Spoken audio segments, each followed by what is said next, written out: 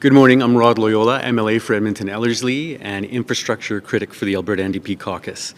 I'm speaking to you today on the traditional territory of Treaty 6, and I acknowledge the Métis people who share a deep connection to this land. I'm very disappointed to see that Danielle Smith's government doesn't care about what matters most to Alberta families. In my riding of Edmonton-Ellerslie and across South Edmonton, we were hoping to see the signal the construction could start on the South Edmonton Hospital this particular year. But it's clear from the Danielle Smith budget that there will be no shovels in the ground this year.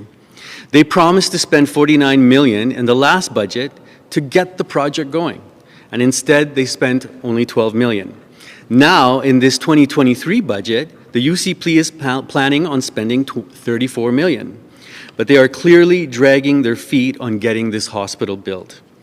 4 years of the UCP, 2 premiers, 2 health ministers, 3 infrastructure ministers, and absolutely zero progress on the South Edmonton Hospital.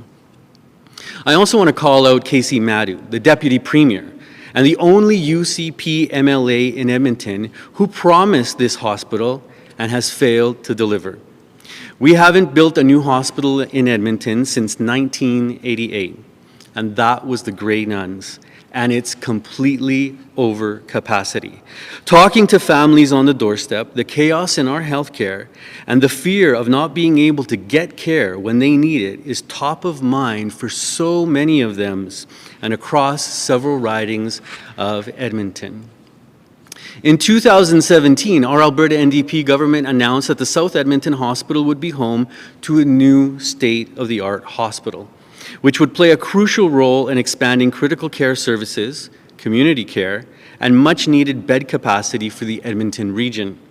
The South Edmonton Hospital was scheduled to be open in 2026-2027, just 3 years from now, and it would add an additional 491 beds to the Edmonton region.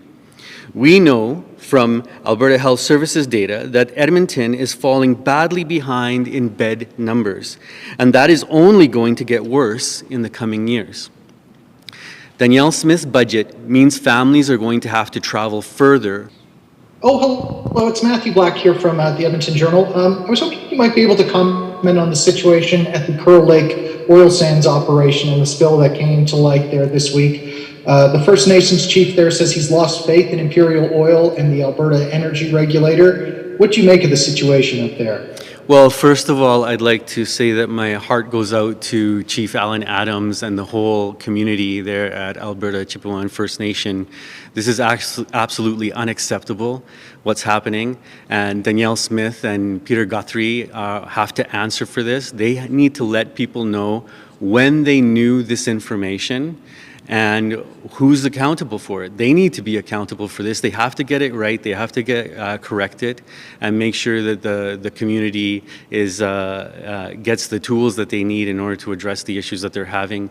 My heart goes out to those people who hunt and gather in those areas and are being affected by this.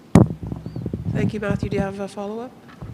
Yeah, just quickly, maybe you could tell me a bit about what the NDP would do to prevent this kind of situation from happening should you guys get elected in May.